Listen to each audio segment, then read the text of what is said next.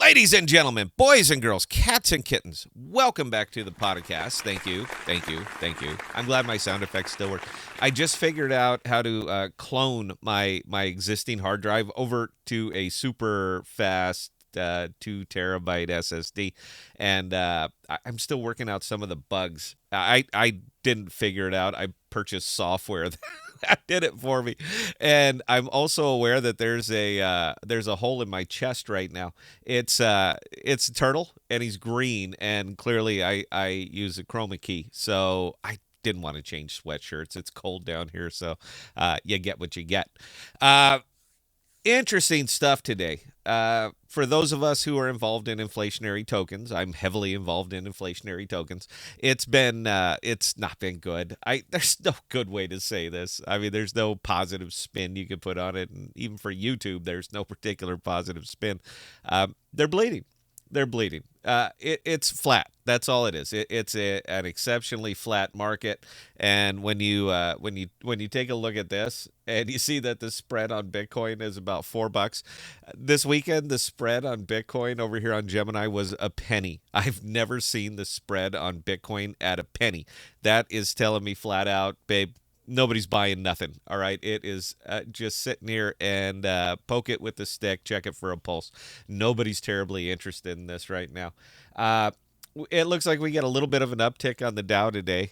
I don't, you know what? We've bled off like thousands of points over the last couple of weeks, so uh, you can only remain so positive, and we are 20 minutes into the market, so this could go any way. I'm not basing any investing decisions on the Dow currently, but if you want to get the crypto market moving up a little bit, the Dow's going to have to participate. It's going to have to help us here just a little bit.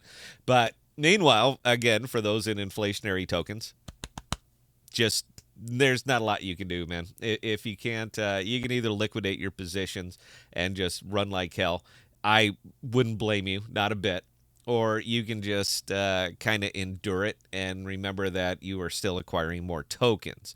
For the bear market people, this is the time. This is, you go ahead and get it. But the whole the bull market that's going to be here any day now, babe, I ain't seeing that. I am absolutely not seeing that. But there is some interesting stuff that's coming up, and actually one of the first places that I saw that I just caught wind of this one, and it's very, very interesting to me.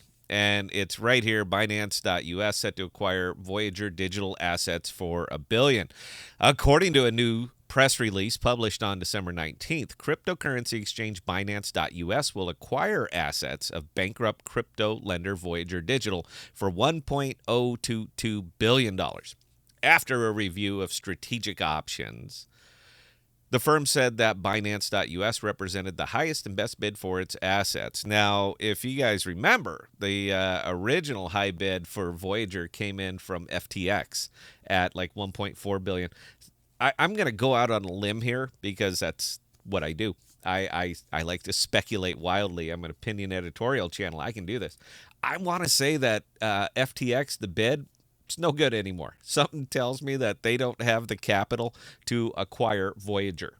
So it looks like Binance, man, they're just so positioned to be the big dog anymore. I think you're going to have to just kind of, whether you like them, whether you don't like them, it's kind of irrelevant right now.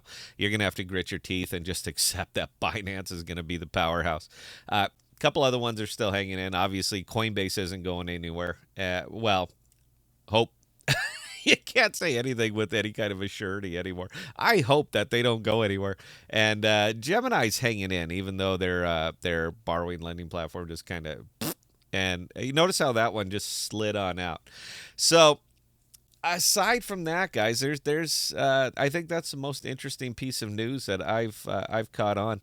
Kajira's still got some new stuff, some new pools that they've spun up. We'll talk about them tonight on the live stream. Uh, Yeah, nothing else is really, really glaring out at me right now. Maybe Agoric. Agoric has gotten some nice gains over the last 30, 35 days. I'm confused on that one, actually. I haven't been able to put two and two together on that. And granted, I mean, if somebody has more information than I have, man, I am all ears. But they've had just a beautiful, beautiful looking chart here over the last 30 days.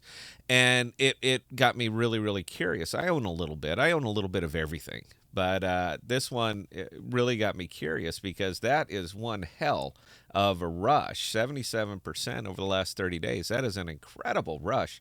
So I went over to their website. I wanted to take a look. Did I miss something? Did something release? Is there some big powerhouse that came out on this one?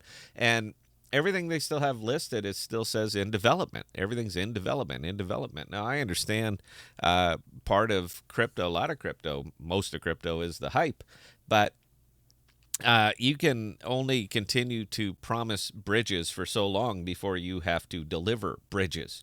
And everything that they're still, pushing, oh, it's coming, it's coming. It might be, but it's not here. So I'm a little bit off on this one. If somebody has more insider knowledge on this than I do, please comments are below, and I'm happy to hear about it. But yeah, that's one of the few outliers I've really seen. Coinbase is still having their little friendly, the little low cap FOMO buys, FOMO dumps. I mean, it's they still have those the small Coinbase play things, but everything else, I mean, I haven't really seen anything else really, really stretching its legs.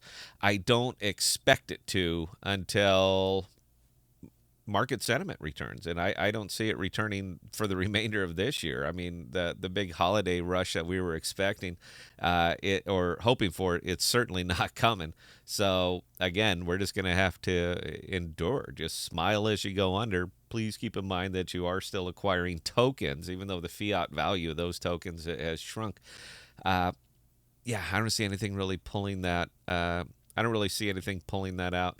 I think my one big hope for my own personal holdings is still going to be Jackal. They got to get that storage module online, and I hope they have another announcement coming up sometime soon. If you don't know what to say nothing.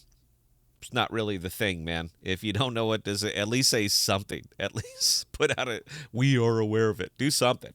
Uh, that one's kind of my last real holdout for a good runaway gain, man. But eating those losses on the way down sucks. I mean, it just sucks. Again, no other good way to say it. Uh, yeah, I think aside from that, guys, that's about all I have on this one. I would love to give you some more good news, but you guys can see the charts same as I can see the charts, and I again on this one, I have no particular insight. I'm just holding my nose, watching them go down, and kind of waiting. I don't like to wait. I like to go out. I like to get it, but there's nothing in here right now that's giving me enough confidence for me to shove 100 grand into it. It's just not there. So that's all we got, guys. Questions, comments, Scott at thepodcast.com. I'll answer any and all. And until next time, please stay safe. Please be smart with your money. Cheers.